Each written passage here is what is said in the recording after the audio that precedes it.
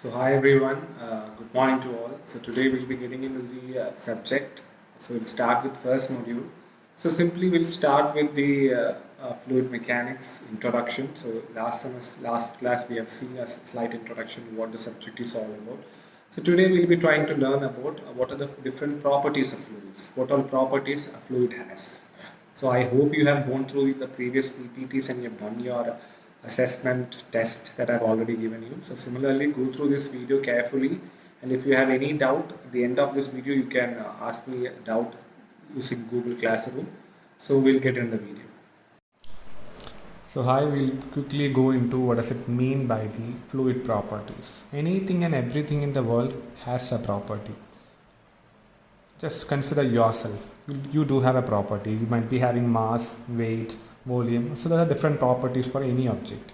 Similarly, anything which can flow is called as a fluid, and that fluid will be having some properties. By fluid I mean either gas or liquid. So all this will be having some or the other properties. So for that I'll be just saying what are different properties that you need to learn. So I'll start with the first property, which is nothing but the mass density. So generally, mass density is represented by a letter called as rho. A letter like this, rho, and you know mass density. You might have learned in your previous, during your school itself, mass density is nothing but mass per unit volume. It's very simple that you know. It's a mass per unit volume. So mass of a fluid by volume of the fluid is called as the mass density or mass per unit volume. And just assume that if you take like 2 meter cube of a fluid, 2 meter cube of some fluid, I don't know what fluid it is, and 2 meter cube of fluid is weighing about 500 kilogram. So if you take a container and that container is having a volume of 2 meter cube and that container is completely filled with the fluid, and if you weigh the weight of that fluid, that weight is 500 kilograms. So how much will be the density? Density is nothing but mass per unit volume. Mass is 500 and volume is 2 kilogram, 500 kilogram, and 2 meter cube. Then you will be getting it as 250 kilogram per meter cube. So I would like to say that the SI unit of mass density, the SI unit is nothing but kilogram per meter cube. Similarly, there are different other units, so you need to learn the CGS unit also. So CGS unit, so for CGS, centimeter, gram and second. In SI unit you use kilogram, and in CGS you use, instead of kilogram you will be using gram. So instead of kilogram you will be using gram in case of CGS, and instead of using meter you will be using centimeter in CGS unit. So what will be the answer? The unit of mass density in CGS, it will be gram per centimeter cube, or it is represented as gram per cc. So you should be remembering the value of density of water always. Sometimes, for example, during your exam what happens is the density of water will not be given, but you should be knowing the density of water is nothing but 1000 kilogram per meter cube, or 1 gram per cc. So this is the density of water in SI unit. It is 1000 kilogram per meter cube, and in CGS unit it is 1 gram per cc. So this is what it means by mass density, very simple thing. Similarly, you have something called as weight density. So you have already seen mass density. Now you are going to see that is meant by weight density. So weight density is nothing. Similar to this, weight density is nothing. It is weight per unit volume. Now you might be thinking, what's the difference between mass and weight? For any connection, for example, if we have an object and that object is having a matter, and that matter is weighing about m kilogram, and this matter will be attracted towards the center of earth with a force, and that force is called as the weight. So I repeat, you have some object. That object is having a matter or mass of m, and that will be attracted towards the center of earth with a force, and that force is called as the weight. So we know that W is equal to mass into acceleration due to gravity. So W is equal to mass into acceleration due to gravity, and the value for G is nothing but 9.81 meter per second square. All these things you have to remember. So I would prefer that you note all these things in a piece of notebook. You have to have a separate fluid mechanics notebook, note this down. So this is how it can be written. So I know weight is equal to mass into G. If I divide both sides by volume, what is weight by volume? This is weight by volume. It is nothing but weight density. So weight density is represented by a letter called as gamma. So this was represented using rho, and weight density is represented by gamma. Letter like this. So learn how you write this letter. It is gamma and this is rho. So weight, so I have divided this equation both sides by V. So weight by volume is weight density and mass by volume. This mass by volume is mass density. It is rho into G. So always remember this equation. Weight density is equal to mass density multiplied by acceleration due to gravity. Now what will be the weight density of water from this equation? It will be mass density of water multiplied by G, isn't it? So mass density of water you have already seen, it is nothing but 1000 kilogram per meter cube, and G is 9.82. This is 9810. Now can you tell me what will be the unit of gamma or weight density? See, it is weight per unit volume. What is the unit of weight? Weight is nothing but force. Weight and force same. So force means it is Newton, and volume it is meter cube. So the SI unit is Newton per meter cube. So the SI unit for weight density is equal to Newton per meter cube. And remember, the mass density of water is 1000 kilogram per meter cube or 1 gram per cc. Similarly, the weight density of water is 9810 Newton per meter cube. You have to remember these two values. The next property that you need to know is nothing but specific gravity, or this is also called as relative density. So always remember, specific gravity or relative density are same, nothing different. So it is nothing but the ratio of either mass density or weight density. I'll explain. If I say that the specific gravity, it is represented by a letter S. Specific gravity represented by S.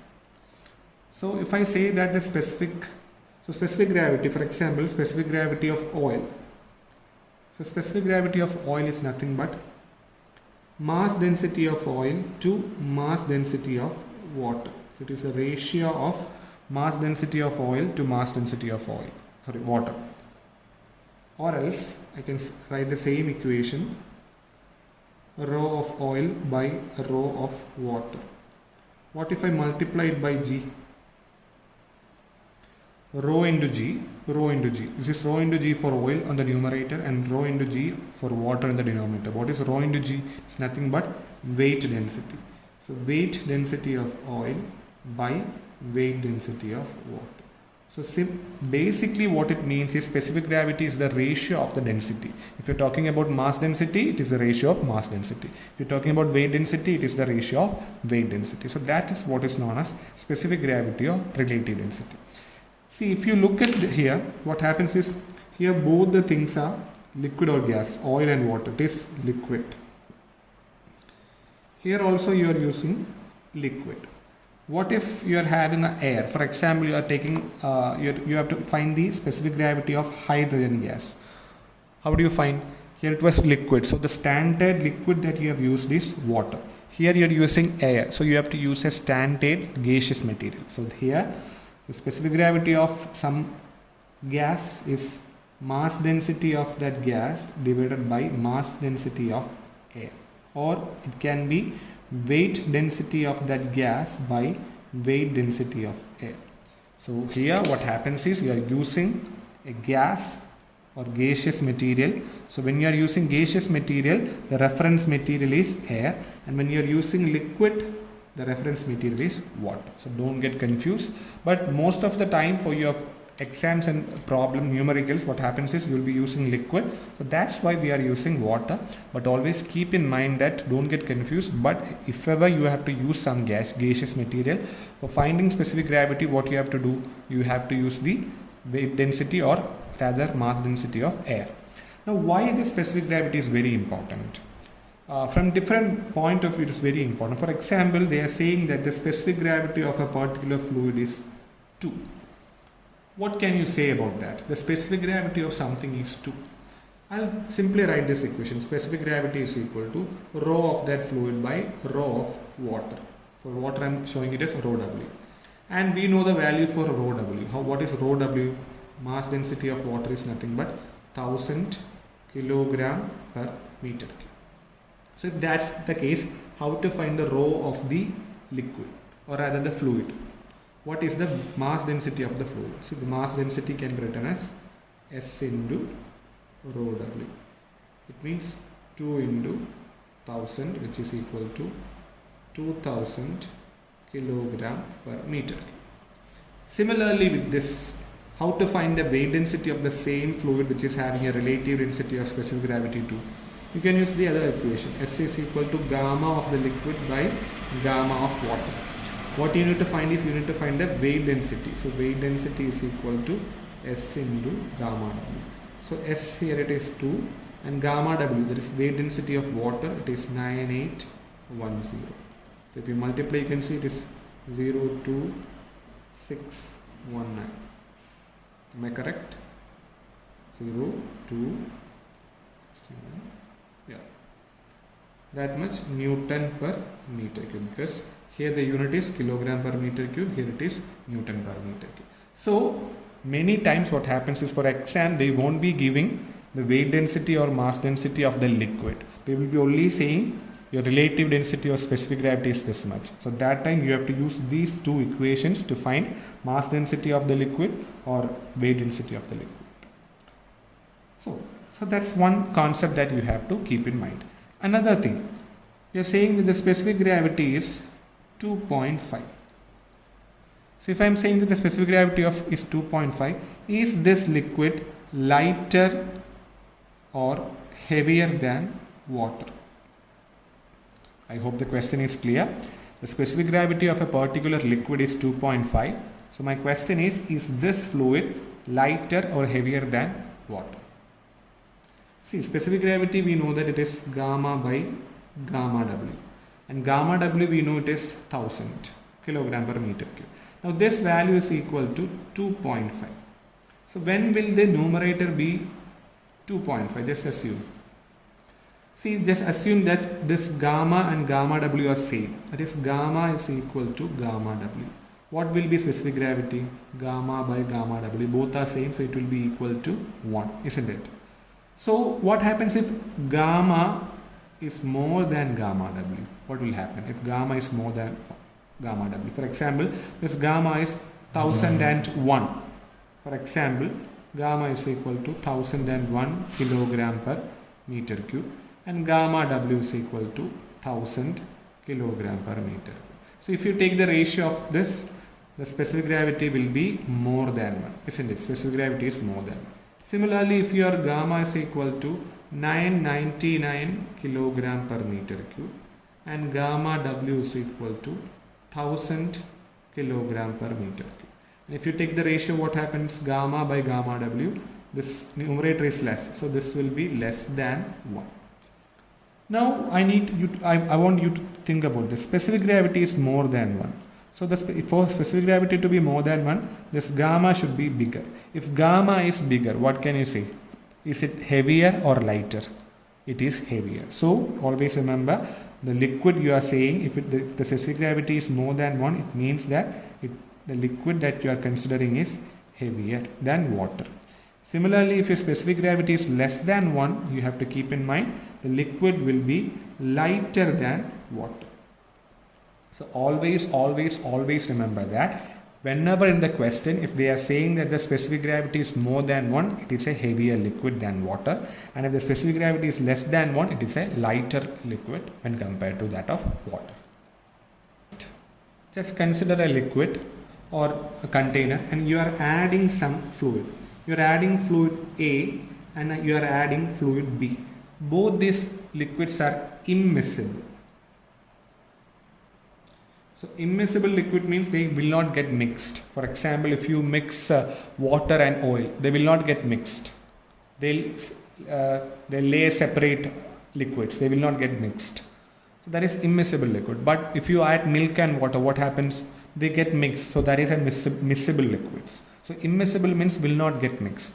So you are adding two liquids, liquid A and liquid B. Liquid A is having a specific gravity of 3.2 and liquid B is having a specific gravity of 2.5. So if I add, which will be above which? So my question is, it will be like this, that is A at the top and B at the bottom. You have the container and the liquid B at the bottom and A at the top, and here, or it is like this, A at the bottom and B at the top. What do you think? See here, specific gravity, it is 3.2. It means what? This particular liquid is 3.2 times heavier than water. Whatever is the weight of water, the weight of this liquid A is 3.2 times more. Similarly, specific gravity 2.5 means the specific gravity of liquid B is 2.5 times greater than that of water. We know for water it is 1000 kilogram per meter cube. That is, if you take 1 meter cube, if I consider 1 meter cube of water, this is 1 meter, this is 1 meter, and this is 1 meter. So I am considering 1 meter cube. Inside this, if I fill it with water, the weight will be 1000 kilogram. Similarly, what happens? How to find rho A? You have seen that to find rho A, what you have to do is you have to multiply the weight density, if you have mass density, here also mass density multiplied by specific gravity. That will be equal to 1000 multiplied by 3.2. It is 3200 kilogram per meter cube. The same volume, if I fill it with liquid A, the weight will be 3200 kilogram. Similarly, to find mass density of B, what you have to do? Mass density of water multiplied by specific gravity of B. So this is 1000 and SB is 2.5. So if you multiply, you get 2500 kilogram per meter cube. So this is how you calculate. So which will be having more weight? A will be having more weight than B. So A will be going down and B will be at the top. So always remember, whenever two liquids are there, the one with higher specific gravity or relative density will be going at the bottom portion, and one with the lesser value of specific gravity will be going at the top. Now again one more example. I am having a specific gravity, a liquid A, specific gravity is 0.8, and B is having a specific gravity of 1.2, and C is having a specific gravity of 0.5. So liquid A is having specific gravity 0.8, B is having specific gravity 1.2, and specific gravity of C is 0.5. So if I mix all these things, all are immiscible, will not get mixed. It will be forming separate layers, which will be at the top. So obviously the one with the least value will be at the top. So C will be at the top. There will be 3 layers. C will be at the top. And the one with the heaviest specific gravity, the highest value of specific gravity is 1.2, that will be at the bottom, and one with the intermediate value, that will be at the center. This is how the liquids will be forming different layers. So one thing that you have to keep in mind is specific gravity does not have any unit, because it's a ratio of density to density. So it is not at all having any units. So there is no unit for specific gravity. So next property of a liquid is viscosity. So I'm pretty sure that you might have heard all these words before during your physics class in your +1 or +2, viscosity and everything. So what is this viscosity? So I'll take an example. I'm taking a container of water